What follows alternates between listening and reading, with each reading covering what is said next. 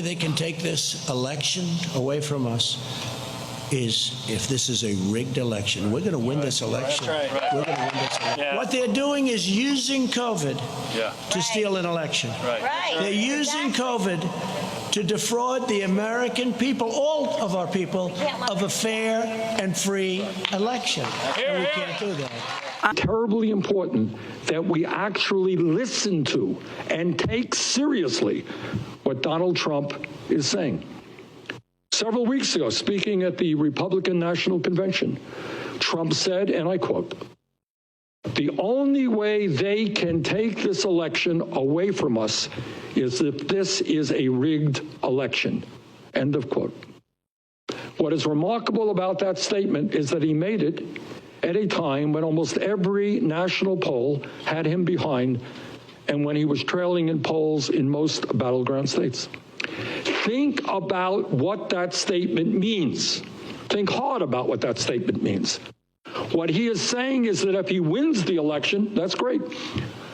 But if he loses, it's rigged. Because the only way he can lose is if it's rigged. And if it's rigged, then he is not leaving office. Heads, I win. Tails, you lose. In other words, in Trump's mind, there is no conceivable way that he should leave office. Unprecedented moment. What can we as a people do in the struggle to preserve American democracy? First, it is absolutely imperative that we have, by far, the largest voter turnout in American history, and that people vote as early as possible.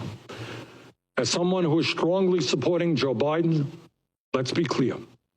A landslide victory for Biden will make it virtually impossible for Trump to deny the results and is our best means for defending democracy.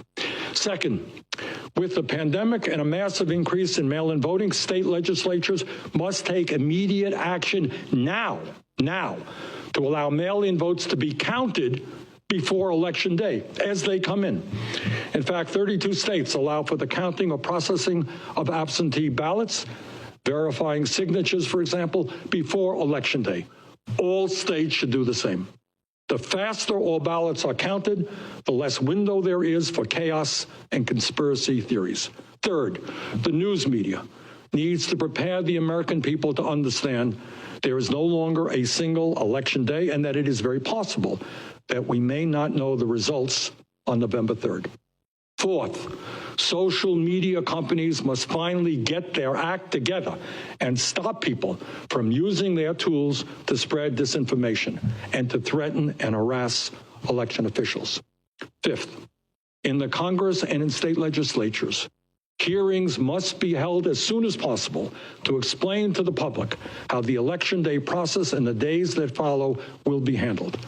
As we count every vote and prevent voter intimidation, everything possible must be done to prevent chaos, disinformation, and yes, even violence. Lastly, and most importantly, the American people, no matter what their political view, must make it clear that American democracy will not be